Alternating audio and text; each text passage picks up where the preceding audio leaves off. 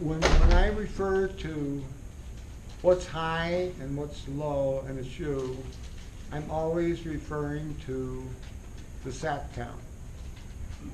The OR count is giving you one more, it's giving you usually confirming information. If the SAT count is telling you that 2s and 3s and single ones are high, the OR count is usually hovering 0. Both counts are telling you to play OTB4L. 2s is the most important thing to look at because you're deciding most of your system by what 2s are doing. So that's the first thing you look at. What are 2s doing? Then the next most important thing is player bank. And that's on the tote board, so you don't need it on your scorecard. Everybody should understand that the total play, you don't have to count them. The total player banks are always down here someplace on your tote board. And they're also there for stadium baccarat. But those two counts are telling you what system to play. And so I'll do the SAT count. This is just, it doesn't matter what game I teach it with, so I just picked this one up that was played last night. Either at the Rio, I think this one was played at Palazzo. Valid exactly, because it didn't have a 4 in a row in it anywhere, so I want to be able to show you what to do with a 4 in a row. In your SAT count, there's really no numbers that are bad, and there's no numbers that are good. It's just telling you mathematically how is your frequency of occurrence of each event doing versus its mathematical norm. So to say that in an easy way, it's telling you what the shoe is favoring, what event it's favoring. It's also telling you which event it's disfavoring the most. That's what SAT count does. And it's extremely easy to do. Okay, the first thing is on our scorecard, right after the OR count. Usually, I think the best way to do a scorecard is do player bank first, player bank score, then OR, and then SAT. I think that's the easiest way to keep up with everything. And once you learn how to do this, you'll see that it's easy to keep up with casino speed. You'll still be the first person betting almost every time, because there's a reason for that. The other players, they don't know what the hell you're looking at to determine your bets, but you're not looking at anything that they're looking at, because you always know what your bet is when it's time to make a bet. You always are the first one to know your bet, so you're almost always the first one to bet. And then after you get a little experience, everybody will start following you. That's why it's a good idea to switch casinos. Don't pick on the same casino all the time. You're liable to really piss them off. Switch casinos as much as you possibly can. Okay, SAT count. You put the numbers 1, 2, 3, 4 up here. 1s are for 1 in a rows. 2s are for 2 in a rows. 3s are for 3 in a rows. And 4s, put a plus sign here, because 4s, this 4 is 4 or more. So you get 5s and 6s and stuff like that. They all go under 4 or more. Now, 3s we count as 4. 1s we count as 1, 2s we count as 2, but 3s we count as 4, and 4 plus we count as 4. And you think, well, how could they possibly be the same, 3s and 4s? Because of the plus sign. You're looking at 3s versus 4s and 5s and 6s. 3s occur just as often as 4 or more, and that's why they both have a 4 SAT. We call it the SAT multiplier. okay? This gives you a weighted count of every event relative to its mathematical frequency of occurrence. So when anything's out of line, one count, and it usually is, one count is usually the highest, and one count is usually the lowest. Sometimes you have two counts that are tied for high, or two counts that are tied for low. That's all good. But the set count is telling you what systems play relative to what's high and what's low. So you know exactly what events are occurring the most relative to their normal frequency of occurrence, and what events are occurring the least relative to their normal frequency of occurrence. And that, together with the OR count and the PB count, tell you exactly which system is going to do best in the game at hand. Now, one thing that overrules everything is whenever you see strong side by 2-to-1 ratio, even if that 2-to-1 ratio goes below that or above that, doesn't make any difference. Anytime you see that 2-to-1 ratio, you play F3. It cancels out the sap, it cancels out everything.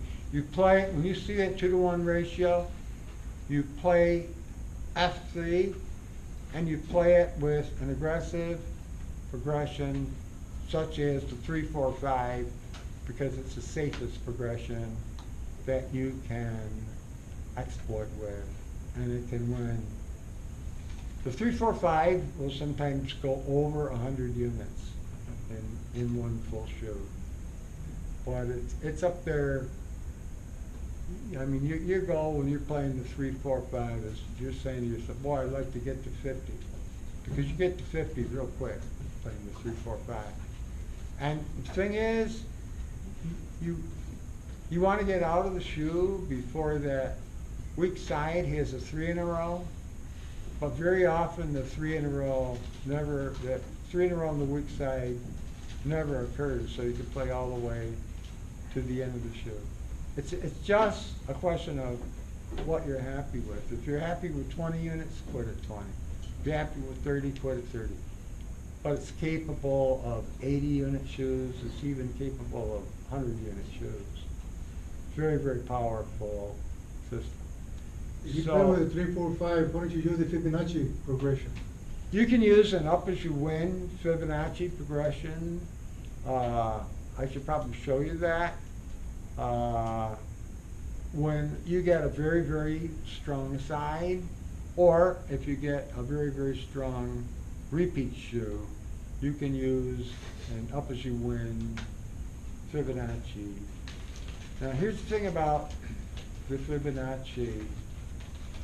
You're going to be making 80 unit bets in the shoe, 80 units, but your entire risk for a Fibonacci is 2 units. There's no way to lose any more than two units. But you can win 1,000 units, and you've never risked more than 2. I'm trying to think if there's any cases where it could be 3, but I don't think there are. You never risk any more than, because you're starting with a 2. If you win that 2 bet that you're starting with, there's no more risk. You're strictly betting winnings after that. So 2 is all you risk to bet a Fibonacci. So when you see something happening real strong, especially repeats, real strong, you're seeing one run after another, real long runs, and you see that quite often. And up as you win Fibonacci is really good. A Fibonacci, every bet you make is total of your last 2 bets. So let me do it over here. Well, we already ruined this for it. I'll do it over here. So here's a Fibonacci. I'll do it with another one that'll ruin it. A Fibonacci progression goes 2, 3, 5, 8, 12. Now, that 12 is a little bit strange because it's not exactly a total of these twos. Use 12 instead of 13. Always use 12 instead of 13. 2, 3, 5, 8, 12. Because it makes the rest of it work out nice. 20, 30, 50, 80, 100. Well, 100's usually, at least back when I played full time, it's usually the table max. But really this bet should be, if you haven't hit the table max yet, this bet would be 120. And you add those together, 200. And then you just follow this, 200, 300, 500, 800, 1,000. Yeah, every bet is a total of your last two, and it's up as you win only. But does anybody use that? That's the quickest way to go broke. It's, yeah, no, it's not. No. Because your whole risk is only 2 units. I see. I mean, it'd take you a long time to go broke, losing 2 units. Or, you know, see, like, let's say that you only get to here, Yeah. and you lose that bet. Right. All that did is cancel out these two. You still won 5, 8, 10 units. I see. Okay. Okay? So, you want to win a lot of bets in a row, but when you get here's another thing you can do. You can play up 1, down 2 with a Fibonacci. Let's say you lose this bet here, Yeah. and instead of quitting because it's favoring repeats so much, you go down 2 and start again at the 12. You can play up 1, down 2. And you still are risking nothing but that bet right there. You're risking 2 units, and that's it. That's it. It doesn't come up that often, but every now and then you see a shoe that's just, it's either all repeats or it's all player. That's what you really like, it's when it's all player because there's no commission. Okay, or you see all banks. Those are the times for an up as you win Fibonacci, and you can play them up 1, down 2. And your risk is, that's the important thing I want you to remember. The risk, total risk is 2 units. That's it. Thank you. If you win the 2 bet, your risk is over with. You're not risking anything except what you won, what you just won in the last 2 hands. That's it. You gotta pass the 3rd bet, because if you lose the 5 bet, you're even, right? That's true. You're even, but still your total risk is 2 because Yeah. that would break you even. You lose 2 units. You win 5, you lose 5, so you're even. Yeah. Yeah. So your risk was 0. Except, I played 2 units. yeah. Always start a Fibonacci with 2. Yeah. When you're in a good shoe, you're already going to be basing it 2 anyway. So you just say, wait a minute, I'm going to go up the Fibonacci and I'm going to play it up 1, down 2 because there's no risk, and I stand to make 1,000 units.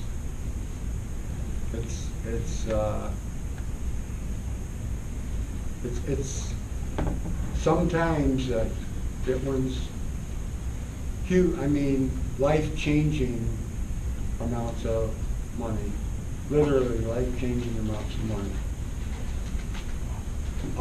Okay, let me finish this. Okay. We fill in the sap count every time the shoe produces an opposite. So this is the first opposite of the shoe. So we're going to fill our sap counts in. We've had no 1s, so the 1s are at 0. We've had 1, 2. I think 2 counts as 2. So we put a 2 there. We've had no 3s, 0. And we've had no 4 pluses, 0. Next opposite is here.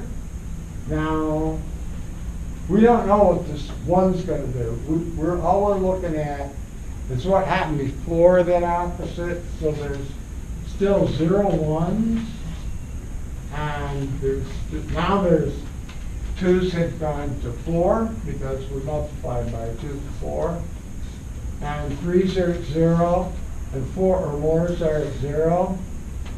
And then this is an opposite for those plates. This is an opposite for all of those plates. So now this 1 stayed 1, so now we've got a 1 right here. Every time you fill in the sap counts, only one number changes. So it's real easy. Only one number changes. That changed the rest of the, whatever they were. 1, 4, 0, 0, 2, 4, 0, 0, 3, 4, 0, 0, and 4, 4, 0, 0, and this was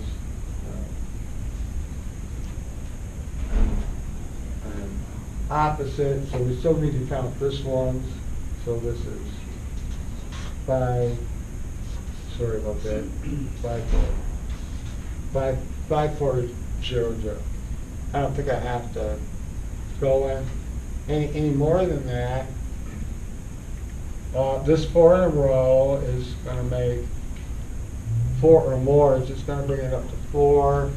And this 3 in a row is going to bring 3's also up to 4. Is that circle? That's That'd a be 4. 4. 2 4s. You started with a player on the top column there, second column. Oh, yes, yes. So I would fill in the next count here, and that would be 5, 4, 0, 4. Yep. 5, 4, 0, 4. And that's as far as we can go because there's no more opposites in the shoe. But let me ask you a question. Anywhere along in here, first 2's are high, so it's telling the OTB4L, which wins a lot of bets. Then 2's stay high, but 1's catch up right here. So what's high 1's and high 2's? What system is that? S40. S40. So you might switch to S40 right there, just in time to run into this 4 in a row. Well, that's how you do a set count. Now that's it. That's all there is to do in a set count. It's as easy as that. It's all in your manual, explained out in detail. It's also on the forum, explained in detail. Remember, the forum is to be used in conjunction with your manual. Now, I want to cover one other subject, and then I'll give you guys the floor. Some of you guys are going to take this all to heart. All this stuff is going to come natural to some of you guys, and you're going to have the thought in mind of, especially if you don't like your job. I was a college professor, and I went full-time, and I liked my job. It's just that I could make more money playing blackjack than I could teaching college, and I was very highly paid by the college because I came out of industry. Colleges like teachers that come out of industry because most teachers have no experience in industry. They have no experience in life. But somebody who came from the other side of the tracks, colleges like those guys. And because they'll have you teaching out in industry, you'll be making twice as much money as the other professors. And so I was one of the highest paid professors in the college because I could also teach in industry for the college. And I quit to play blackjack full time because I could make twice as much money playing blackjack as I could teaching college. And I finally got my work habits down to 3 days a week. Played 3 days a week and never more than 2 sessions a day. I went for 3 years without a losing day. 3 years without a losing day, and I think that's a record that still holds today in Atlantic City, but it also got me barred from Atlantic City. So when you turn pro, you want to do it with baccarat. They don't bar people for winning at baccarat. They only bar people for winning at blackjack. Blackjack, the game is ruined anyway, except for downtown Las Vegas. It's still an excellent game in downtown Las Vegas. But if you win at blackjack, you will eventually get barred. If you win at baccarat, 3 of our guys so far have gotten over $1 million in winnings. Nobody got barred. One guy did it, Norm. He went to 2 million, and Norm did it all at the same casino, MGM. $2 million in winnings from MGM, and they never barred him. In fact, 2 of the people from MGM went to his funeral in Florida, from Las Vegas to Florida. They went to his funeral. He was extremely well thought of by MGM. He was extremely well thought of by us, too. That guy was a dynamite player, excellent player. All he was doing is following the same rules that I'm teaching him. Now, I want to switch subjects entirely. Wait, let me get a question here. On your ones here, you got 5 ones in 10 hands. 5 Yeah. ones. And 1 one's supposed to hit once every 4 times. Yeah, So the 5 ones, if it was normally would have hit at hand number 20. yeah, But it hit here at hand number 10. yeah. But what does it tell you? It tells you the ones are more frequently hitting, or what Yeah, does it tell you? tells me the fat ones, which is what S40 does. Anytime 1s and 2s are high, it's S40, period. If you weren't playing S40, go to it. S40 is the best system when 1s or 2s are high.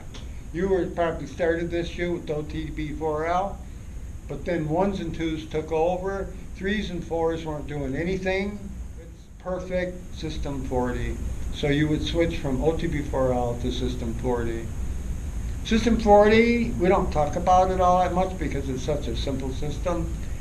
But System 40 got its name by winning 40 casino shoes in a row at 5 different casinos in 2 different cities.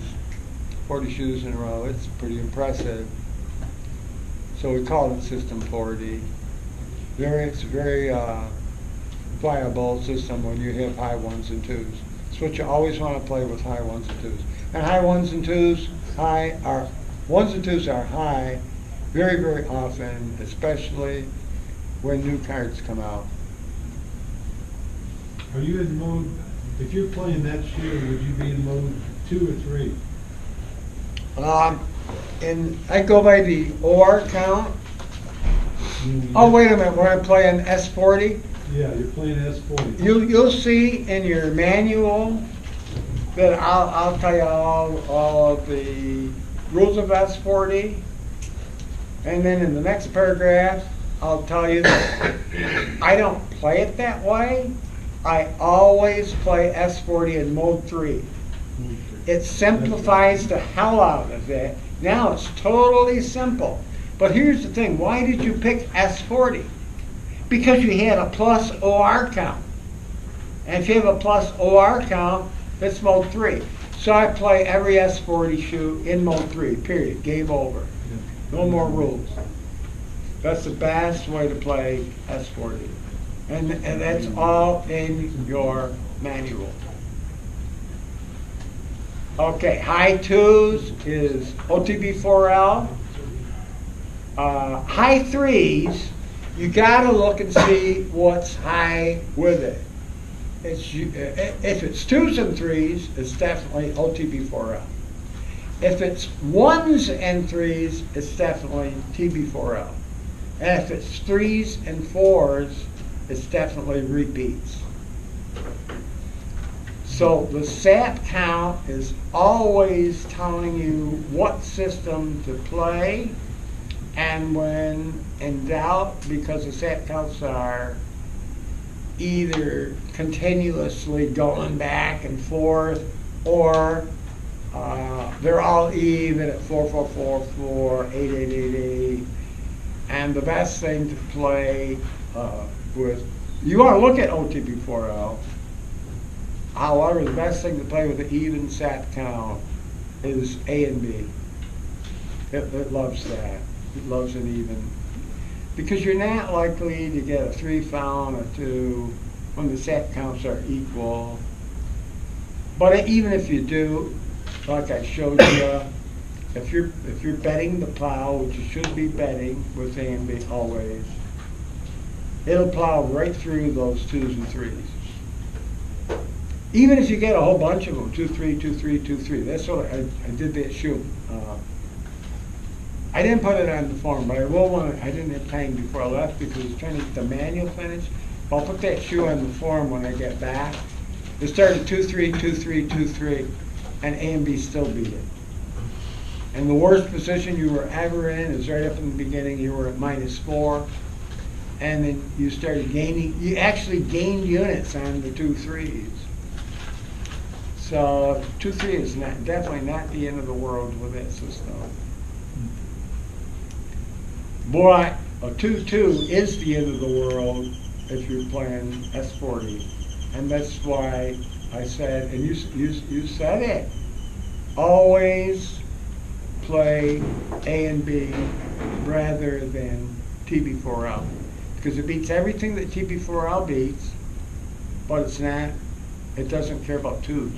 It doesn't care about 2-2s. It wins on 2-2s and 2-2s can come up a lot, because 2 is the second most common event there is. And I just can't say enough about this system. I think it changes the way we look at Baccarat.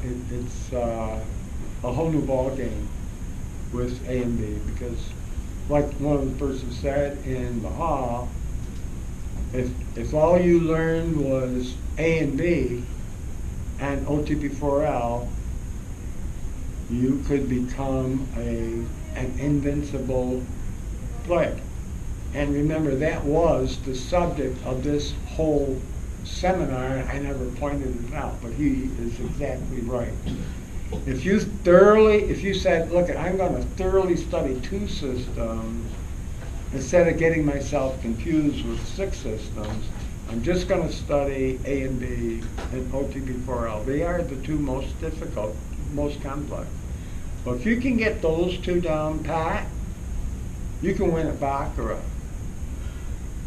And in fact, I'd be willing to say you could play without a losing day. You could play as well as I played it back in the 90s. Play it without a losing day. My record for the track your play, the casinos do, and Caesars, the Caesars group has 40 casinos. I've played almost all of them.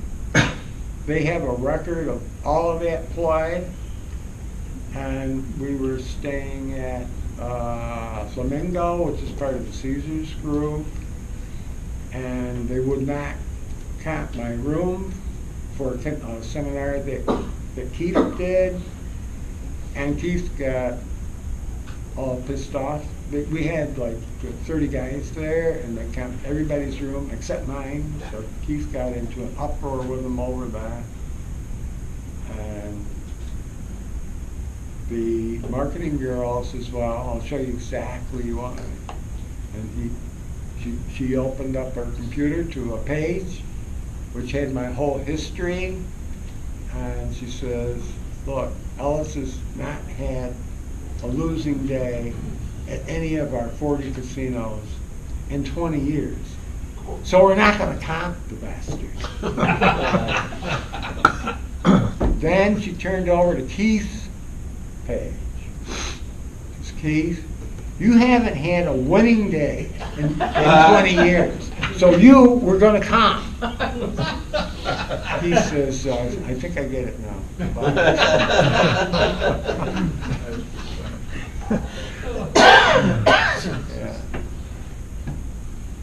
Well, with 30 guys, you don't have to have your room comp. That's all right, I didn't need it. You know, he was doing this in the back of the high stakes pit. This argument got loud in the back of the high stakes pit. I'm playing blackjack for $100 chips. I'm 3,000 ahead. I don't care about them. I care about concentrating on my blackjack game. I can't even hear myself think because of this argument going on, which Keith lost. Yes. Oh, so I got a question. Again, over the years, you've developed, come out with, explained, modified. Almost changed. everything, yeah. Almost everything, exactly. Couple of things. Number one, just so far, I know it's relatively new, but A and B, you think that's about 80% of the shoes? And I'm not putting words in your mouth, I'm asking. Boy, that's an excellent question. What percentage of shoes is A and B versus OTB4L? If you looked at it mathematically, A and B you probably would be about 80%. However, in the real world, casinos like to deal OTB4L shoes, so you're going to see a higher percentage of those than you should. We know how to beat those, and if it's not OTB4L, it is A and B. I'm going to say that today, whereas mathematically A and B should be like 80%, it's probably more like 60 or 70%. It depends on what casino you walk into. But a lot of casinos, you get one OTB4L shoe after another. So my follow-on question would be, you talked a lot, and I'm addressing everybody because I don't know the levels of experience people have here. Well, we know your level of experience, and you are qualified to address everybody. So the question becomes, you talk a lot about overlaying systems. Yes. And to you, and to some degree me, but not maybe others in here. It takes you a know, while I can- to learn how to do exactly. that. It takes a long time till you Yeah. can almost see it, you know what Yeah. I mean, without, Yeah, whatever. you can automatically see how all the other systems are doing in that shoe. So do you feel that the SAT count, and this is for everybody's benefit, do you feel that the SAT count is the most helpful, or SAT plus the OR count is the most helpful between distinguishing between the two? Absolutely, Okay. because that mathematically replaces that skill of 40 years of experience. It's telling you exactly what system to play. And you need to study that conversion table, and that's why I put it page 1 in your manual. You need to get that, you need to memorize that. You'll see it all makes common sense. So it's not that hard to memorize. But as soon as you know what system, well, let me put it a different way. Learning all the systems is not going to help you if you don't know which one to play. And that's why page 1, I put that conversion chart on page 1. It's the most important page of your manual. And it'll take time to get all of that into your head, but it's all perfect common sense. So it doesn't take that long to get it into your head. Once you know that, you know what systems play immediately after looking. You can look at any tote board and know what systems play. That's a huge, huge advantage right there. Now, it might not hold up for the whole shoe, and that's why we have quick points. That's why each system has its own goal. All of those systems, if you're playing the up one, down two, basing at one, all those are 20-unit systems. The only way you can make them 30-unit systems is if your base bet is hitting good, then go to a 2 base bet and play a 2, 3, 4, 5, up as you win, up 1, down 2. Then you're playing a 30-unit system. That's your goal of 30 units. When you're playing a 3, 4, 5, You can make your goal 70, 80 units. If you play the 3, 4, 5 and never lose it, you're gonna make 70, 80 units in one shoe. And that will really make your day. But the whole thing about the 3, 4, 5 is you can afford to lose it the most times and still win the shoe. And that's why I say the 3, 4, 5 is your best friend for exploiting. Anytime a shoe is uncommonly high in something, like it's uncommonly high in player bank, or it's uncommonly high in repeats, or it's uncommonly high on strong side, that's when you want to play a 3, 4, 5. And those are the only 4 times you want to play a 3, 4, 5. And I'll tell you this, a 3, 4, 5 in a shoe that is favoring something, the 3, 4, 5 almost never loses. I don't think I've ever seen a losing shoe with a 3, 4, 5.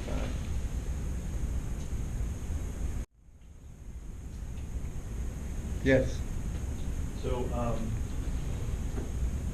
the thing I really want to understand, and I apologize for anyone who's not up to speed on A and B, but I think that seems to be the topic of the moment, A and B, and comparing it to OTB4L. The partnership.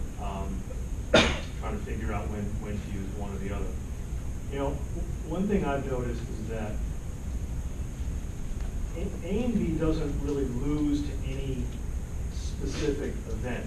I mean, you say it loses to 2-3, but if Well, you have a I'd say it doesn't like a 2-3. But if you have a shoe that starts 2-3 and repeats 2-3, you know, A and B will lose 3-4 units the first time around, but it'll gain it right back the second time around. It's self-correcting. Same thing with a 1-2. A and B doesn't like 1-2, but if it repeats enough times, It likes it. it'll get you all of a right sudden. back. Yeah, exactly So right. I don't know that it's events so much. I think A and B struggles with the overall bias of the shoe. And if the bias is OTB4L, A and B can lose those shoes. So the question is really, you know, can we get specific about what an OTB4L bias really looks like that would help you decide whether or not Yes. you should be using A and B? Yeah. I mean, one Let's go with suggestion- that. One suggestion I have, and I'm not, Okay. I haven't figured this out, I've just been looking at it recently, but Mhm. if you kept an OT count, right? Yes, An OT count, which shows you the relative bias of OTB4L, yes. TB4L Versus events, TB4L, right. that's pretty good at predicting whether or not that shoe is OTB4L biased. We'll cover that Yeah. on the forum. It's too much to go into in one seminar. But Norm, who won the $2 million before he died, I mean, he didn't die because of the $2 million. That's a good fact to know. But he was in bad. Well, you started with 10. Bad health. Started Yeah. with But, the OT count, that's what I was talking about. Norm Tell us always. what it is. Yes, Yeah, Norm what does always, it- I'm gonna tell you in a second. Norm always did the OT count. And Norm was the best player we had. So you might put 2 and 2 together and figure out that may have had something to do with the fact that he kept the OT count in every single shoe. Regardless of his vast experience, he still kept the OR count, the SAP count, and the OT count. The OT count, every play in a shoe from play 3 on is either an OTB4L play or a TB4L play. Has to be one or the other, okay? Now, if it's an OTB4L play, we count it as +1. And if it's a TB4L play, we count it as a -1. That gives you the perfect count for deciding how much a shoe is favoring OTB4L versus TB4L. If it's favoring TB4L, A and B will beat it better than TB4L. So you don't need TB4L. If it's know that it's favoring TB4L, and you will know mathematically exactly how much it's favoring OTB4L. So when you are thinking about playing Baccarat, knowing only two systems, it's important that you also include the OT count. And we'll teach, we'll go over exactly how to do an OT count in our discussions about the marriage between A and B and OTB4L. We'll do the OT counts. It's very, very easy to do. Thank you. All right. I want to get into one other subject with you guys that you've probably never heard before, to do with professional baccarat. You have, as you go, several goals. It's like climbing a ladder. You have several goals that you want to implement. What do you do with the winnings? Number one, you get rid of your credit cards. You pay them off, no credit cards. Okay?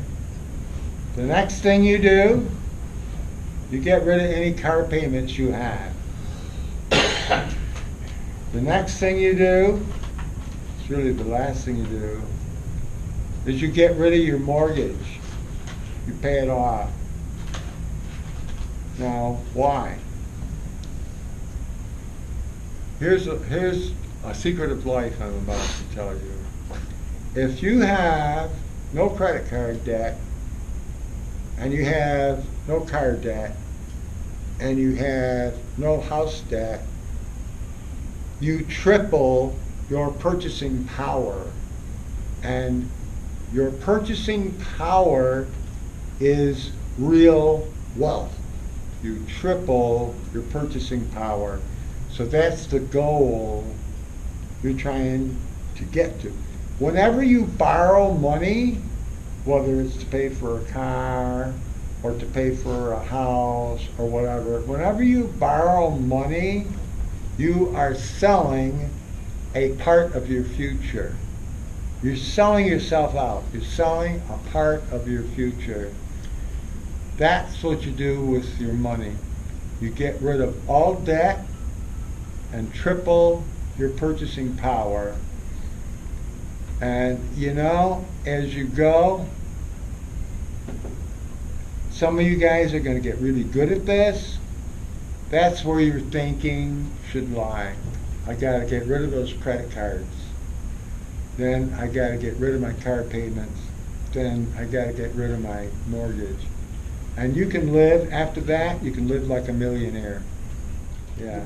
So that's just the goal. And with that, it's just something I want all you guys to bear in mind for the future, because some of you are going to be going this route, and that's what you should do. That's the way I live. And by the time you get to retirement age, like me, whatever retirement pay you might get, together with your Social Security, you can pretty much live like a king on that income, because you have no debt. That's the way it works. All right, what I want to do with that is turn the meeting over to you guys and talk about anything you guys would like to talk about, where you feel weak, where you feel wasn't discussed in enough detail. Anything you guys want to talk about, and we'll close the meeting with that. So, who's going to raise their hand? Yes. Got it. It may be on the form else, I apologize if it is. And I'm just mentioning something that's helped me all the years I've played. It took me a long time until I learned this, but you know how you teach these ones are one out of every 4 events is a 1, et cetera, et cetera. Yeah. The way that I The look normal at it, frequency of occurrence. right, the way that I look at it is a little bit different, it's the same result, and that is that if you play 1,000 times of all the events, an event is before it turns to the other side, goes from player to banker. An opposite. An opposite, exactly. You're gonna get 50% of your events should be 1s in a row. Oh, that's a good point, yes. 25% of your events should be 2 in a row. Yeah, 12.5% of your events will be 3 in a row, and 12.5 for 4 more. and then 12.5 would be 4 or more. It's just That's- like the half-life or whatever. That's they call exactly it. right. I'm glad you brought that up. Because the average person doesn't even begin to realize that that ones are half. There's 32 events in the shoe on average, mathematically 32 events. Half of those 32 events are ones. Half are ones. That's your normal frequency of occurrence. Half are ones, half are 2 or mores. Okay? 1/4 is 2s. 3s or mores is the same as 2s. But that's why we use 4 count on 3s to make them equivalent to 1 in a rows and 2 in a rows. That's what that multiplier of 4 does. And then 4 in a rows, 4 or mores are the same as 3s. We call that the 50% rule. 2s are half of what 1s are, 3s are half of what 2s are, and 4 or mores are the same as 3s, but 4s alone are half of what 3s are. That's the 50% rule. And it keeps right on going. There's a 6 every 2 shoes. This is all in your manual. There's a 6 every 2 shoes, and there's a 7 every 4 shoes. There's an 8 every 8 shoes. 8 in a rows occur once every 8 shoes mathematically.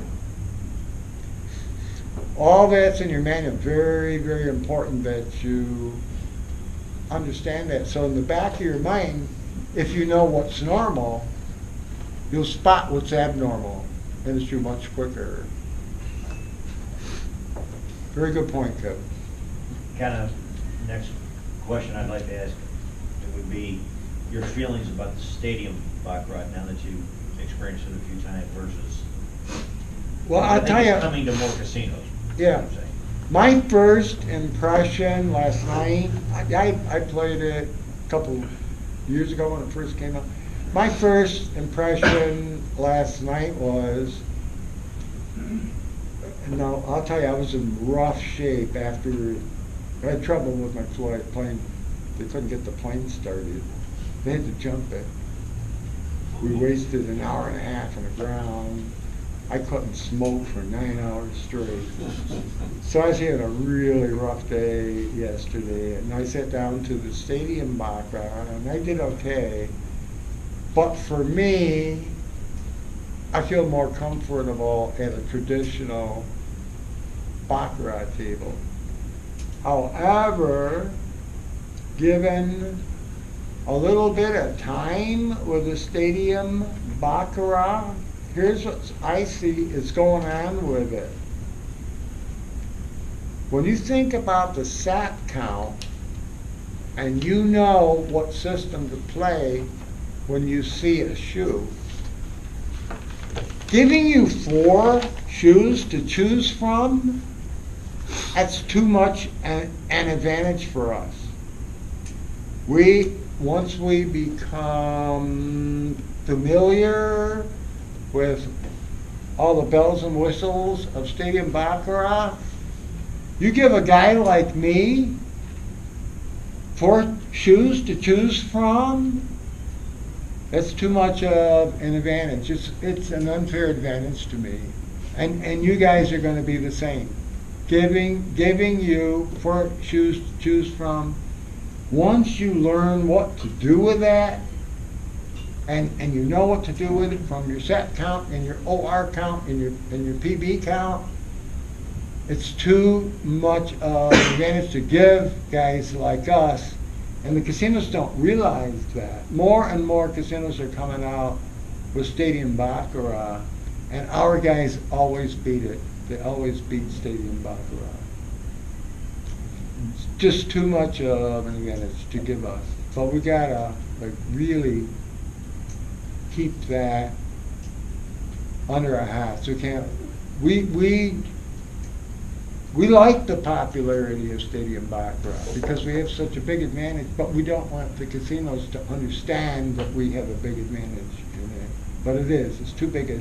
And you can bet anything you want. You can bet $2. You can bet $1 million. You can bet anything you want. It's too much of an advantage to give people like us. You were talking about walking up to a Stadium Box game and having access to 4 tables. Yes. Okay, so now, for us amateurs, Yeah. trying to take back counts and OR counts, yeah. And all that kind of stuff to get a read on those, Takes time. it takes time. You're not gonna do it your first night. You Right. know, your first night is gonna be, like it was for me, it's gonna be a learning experience of how to use all their bells and whistles, because you wanna use all of them. They're all to your advantage to have them available to you. Yeah. Let's do this. Because I think you're right. I think that's probably the most. See, it's hard for me to tell what's the most important subject Right. for you guys. I need to have you guys tell me, all right? Right. And I think you're right. I think that's probably the most important subject. Well, If you can read a toe board, you can win a baccarat, period. That's correct. Yeah. Okay, this one? Yeah. Yeah, let me tell you, in my experience playing professional for all those years, I ended up in what you would call the back room once. It was the casino manager's office, and it's a guy who has since become very famous in the casino business. And they took me out of the middle of the game, and I had just, it was a blackjack game, and I had just insured everybody's bet at the table. It was a high stakes game. I insured every bet at the table, and it won, and they went ape shit. And they took me, they got orders. The casino manager wanted to see me. I'll think of his name in a second. It's a very familiar name. Ed Wynn, do you guys, you've heard that name before, the Wynn name? There's a Wynn Restaurant casino over here. Yeah, there's a lot of them, yeah. So I ended up in his office, and he says, how do you win every day at blackjack? It's impossible for you to do what you do. So we know you're cheating, but we don't know how you're cheating. We can't figure that out. So would you please tell me? I said, sure. And I said, your dealers are shuffling so little that the shuffle is meaningless. I just go to whatever table that highs and lows are coming out equally, and if I only play those tables, basic strategy always works. And it's worked every day in your casino because of the way your dealers are shuffling. I know which tables to play and which tables not to play. I said the whole thing about all this counting, card counting and black, the movies on card counting and black, it's a scam. What you want to play is when the cards are random. You want to play when there's no count. We call that zero proximity. The count is near zero. we called it zero proximity. I wrote a manual on zero proximity. I just gave some other organizations the rights to sell that manual. When I gave my manual, zero proximity, to Kenny Houston to read, who was a card counter, who was taught by Thorpe, and he read it and he said, "This is the best way to play blackjack there is. This guy's got it. He knows exactly how to beat this game. It's the best manual there ever was." And so when I was in Edwin's office, I told him that all I look for is tables with a zero count because, oh, that's an excellent one. I look for tables with a zero count. That's all I do. So I choose those tables because basic strategy works at those tables, and it doesn't work at plus 14 and minus 14 counts. It works at zero count. So the closer a table is to a zero count, it's a count of highs versus lows. Works just like our OR count. It's highs versus lows. Okay, that's all card counting is all about. But what the card counters don't read is the more the count is, the worse basic strategy does, to the point that it can't win at all. If you have a count that's going to 15, basic strategy can't win. Yet those are the games they're telling you to play. They're telling you to play the exact games you can't beat, and they're telling you to ignore the only games you can beat. And so I told Edwin that, and he says, "Thank you very much for telling me. You're a band." Every casino in Atlantic City. And that was, I came back 15 years later and played a game of, I think I'll maybe do both of these because they're so different. I'll show you the things you look for when you're running around the casino and you're looking at tote boards to figure out which table to play. Okay, this one starts with 4 red. Red stands for bank. So that shoe started with 4 banks.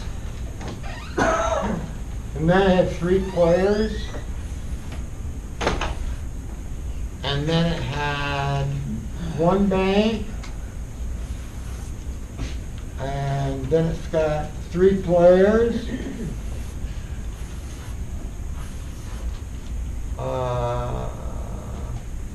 Then it's got 2 banks.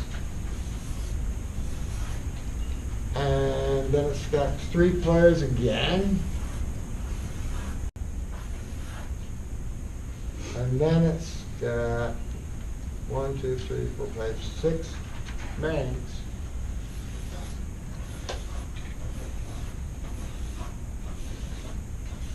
Okay, here's how a tote board works. We call these first liners because they're on the first line. Your first liners is always opposites. It's the only opposite you got. So if you want to do an OR count, here's all your opposites are on the first line. Everything else is a repeat. Okay? So you can do a quick, to do it exactly right, you should subtract the first play. Don't do the first play. But then you'll get an exact count of opposites versus repeats. It's first liners versus all the other liners. All the other liners are repeats. Only the first liners are opposites. There's no repeats on the first line. Okay? So now you can do an OR count.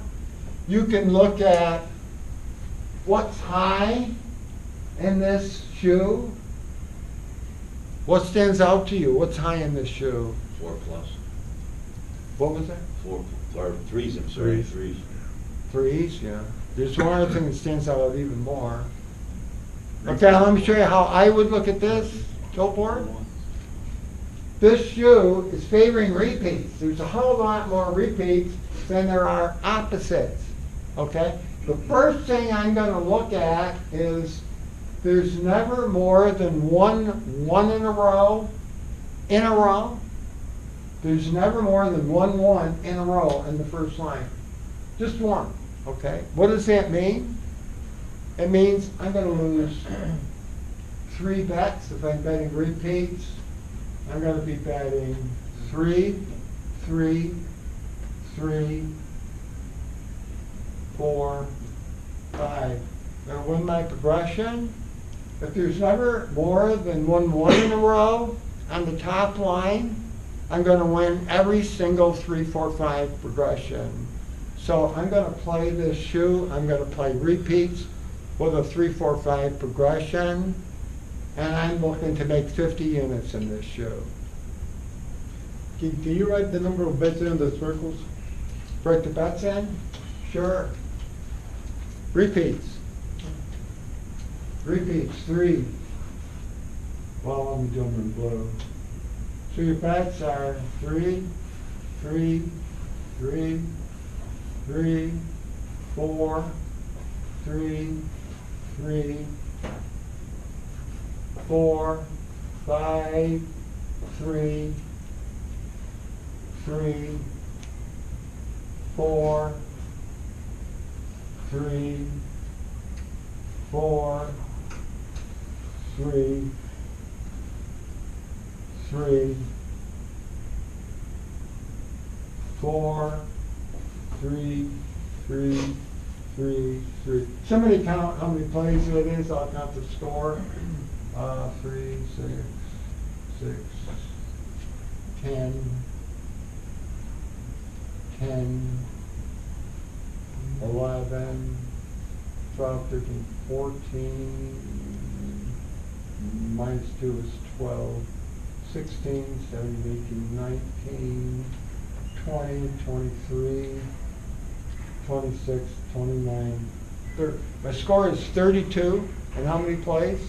It's about 20. 21. 21. But why aren't you counting the top? Because he's betting that underneath. See, I'm always betting repeats. These are all opposites. I'm betting only repeats. So I'm never betting first liners. I'm betting everything else. Okay? So I call this a block. Whenever you see your tilt boards coming out in solid blocks of runs, like this is, except for that one lonely one that's not going to hurt me at all, that's a block. I'm going to play repeats in that shoe. And that happens all the time. You look at tilt board, it's all in blocks of runs. You want to play repeats. You kill that shoe. Just that. So that's, what was my score, 32? 32, I think. And like 20 plays? 22. 22? Okay. How the hell can you beat that? You know? And even if you lose this progression, it's 12 units. It's not going to hurt you. What happens if you had like 3 singles in there somewhere, you have on the third? You're going to lose a 3, 4, 5 progression. You're going to lose 1 progression. Yes. Yeah, that's actually a good question. So repeats in general, if the first time you see a 1, you see actually multiple 1s, Yeah. right? If the first occurrence of a 1 in a row is multiple, Mm-hmm. what's your feeling? Would you change your progression or change your system altogether? I would go on that run until it ends.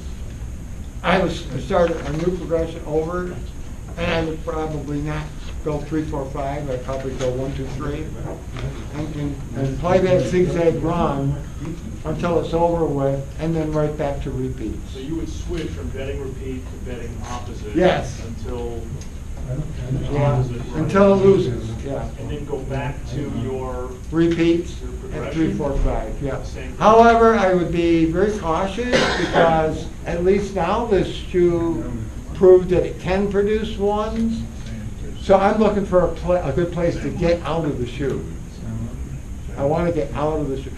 The 3, 4, 5s that hit and run progression, you get in, you make a lot of money as quick as you can and get the hell out.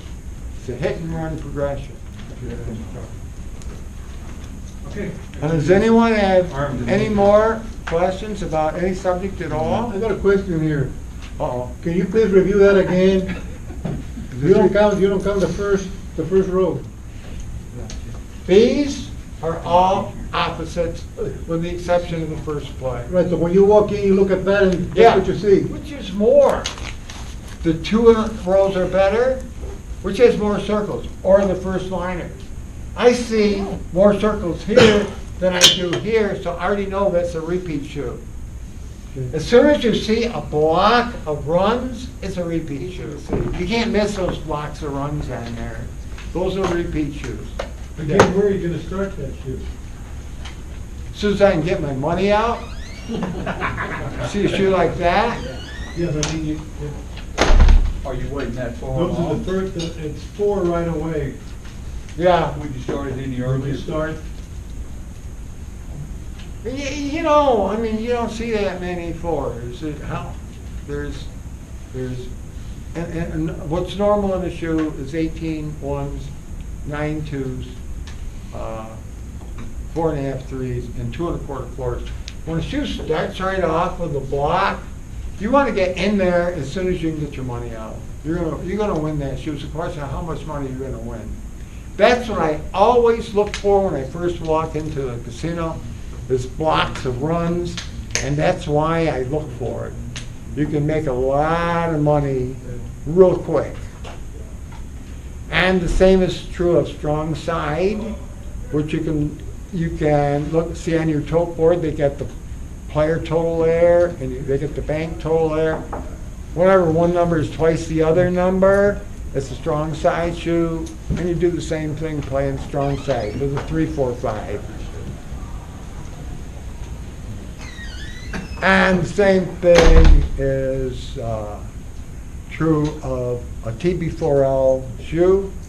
But a TB4L, we're always looking to get out of TB4L and go to either repeats or whatever. We don't like to stay in a TB4L situation. What system am I going to play? That's 40. That's 40. Can't lose. Can't lose. I mean, maybe S40 could lose to a 3 in a row. This shoe went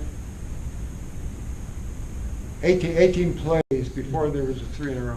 You either won your 1 bet or you won your 2 bet. You don't care which. Both won you that.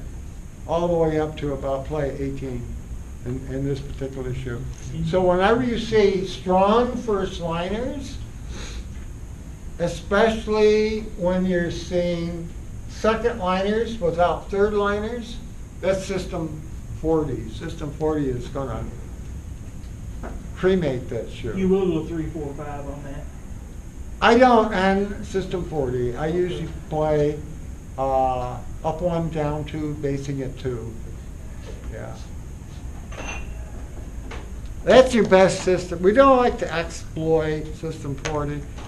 So as far as we go is the plow. Up 1, down 2, basing. If you're winning your 1 bets, because sometimes you aren't. Sometimes you're winning your 2 bets.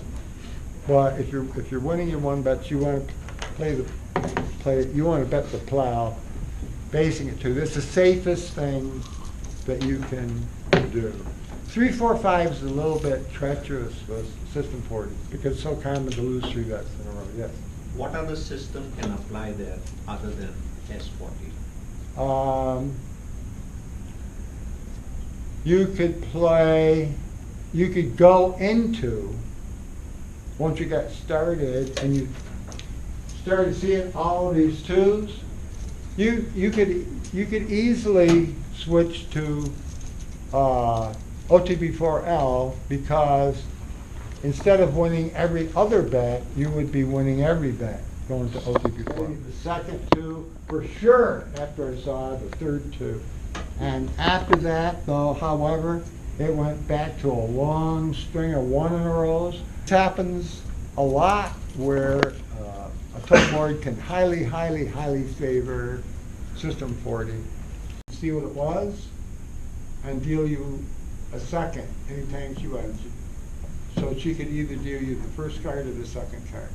And I caught her red-handed doing that. And I told her, that's too, you know, if you're gonna cheat, do something sophisticated. Don't do something so goddamn obvious. And I left there. I never played there again. Or your famous line, what are you gonna call this new game? Yeah, when they don't pay 3-2 on blackjacks, I ask them, you know, why the hell do you think they call it blackjack, for Christ's sakes? If you're not gonna pay off in blackjack, what are you gonna call this game you invented? Yes. So, one of the questions I had is, there's a proliferation of online stuff now, live, which appears, or at least is described as being the same as paid baccarat. In other words, it's live dealers in casinos, it's being transmitted where you're seeing the cards dealt out of the shoe. Well, if you go back a number of years, casino, baccarat, and blackjack was a lot of cheating going on by the casinos. However, it was competing with each other really that cured most of that. So I think you have to go with a live game online casino. Yeah. You always want to go with a live game. I know how the ones that are what do they call it? Random dealer. Random number generators. Yeah, they go by random. Those are all cheating. Yeah. You know what the random number is? I'll tell you. I had it explained to me by the guy that designed the program for it. It looks at the bets, how much is bet on bank, and how much is bet on player, and whichever one is less, that's the side that wins, period. That's all there is to the program. Pretty straightforward. Absolute, perfect cheating. Yeah, the casino can't lose. So are these legit games now, you think, the live The casino live games, I don't trust them until I have reason to trust them. Like, you know, who was it? Papa Joe was playing online, a lot of online play, and he caught him, even though it was a live game, he caught him cheating. So you got to go by how much you've learned to trust that casino. And the only way you're going to know is to play it and see what happens. But, you know, I've seen so many tricks that casinos can do right under your nose that you can't catch. What do you think these online guys, they're doing everything by camera, they can pull 10 times as much crap as a live casino. Ellis, can you explain the breakdown cheat that they do? Where the pit boss says, okay, break everything down, and they take the winning bets and they split them exactly in half while people are busy being distracted? That was the worst cheating I ever saw. And it happened at Foxwood. $100, 14-player tables, and all of a sudden you in the middle of the game you'd get a run on banks maybe. They usually did it on a run on banks. So it was all Asians plus me, and we'd all be on bank, and your bets are going up higher and higher. We're usually playing some up as you win progression, like Fibonacci. Everybody gets up to a really big bet on bank because they're betting the run, which I used to have a lot of there. And now a 14-player has a pit crew of usually 4 or 5 guys, and it has a boss, a pit boss of those 4 or 5 guys. And all of a sudden he would say, break down those bets. There's maybe piles of black this high, And Pit Boss says, break down those bets. And the dealer, one of the dealer crew, will go around and break every bet in half. So now there's 2 piles there. There's these Asians that are all jibber jabbering with each other between the hands. They look up, they see 2 piles. They pull their bet in because they think they've been paid because they see 2 piles. And they were never paid.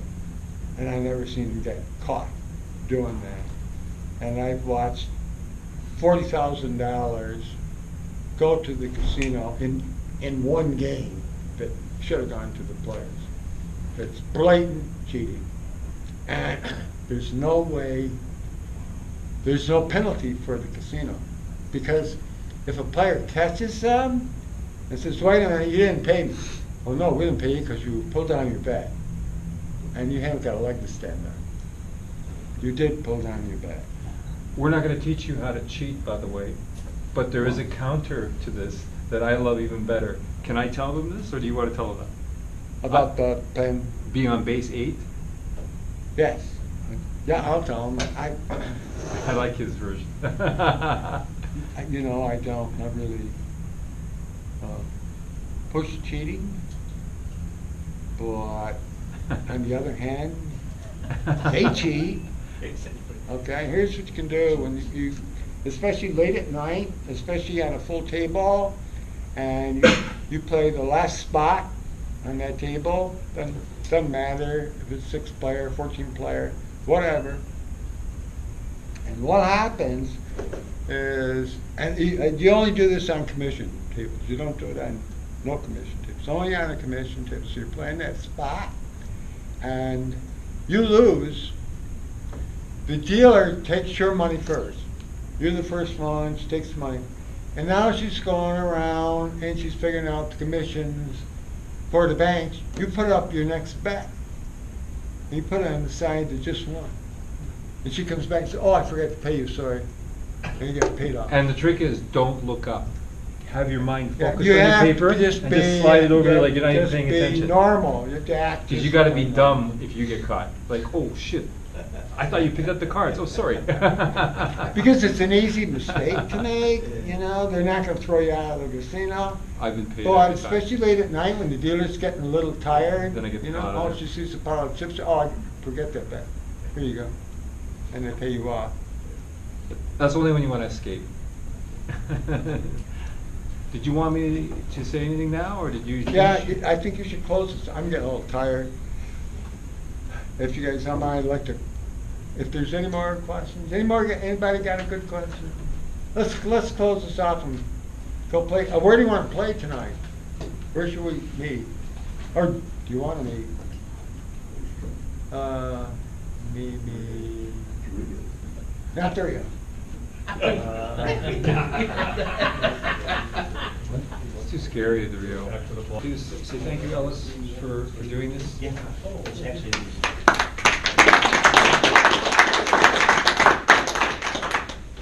Last thing I wanted to say was, you guys have heard the expression being in the right place at the right time. You guys have heard the expression being the right person in the right place at the right time, but when it comes to baccarat, it's not enough. I found that out. No matter how much time and effort, it's great that you guys are great players. There's a lot of skill here. I know a lot of you guys, and I can mention names of amazing contributions you guys have made to this, and you've heard them speak today. And there's a lot of people here that know this game. But having Ellis a phone call away, an email away, and other than that, I'm looking forward to getting to know you guys, and I'm really looking forward to hearing about your success stories. And thank you.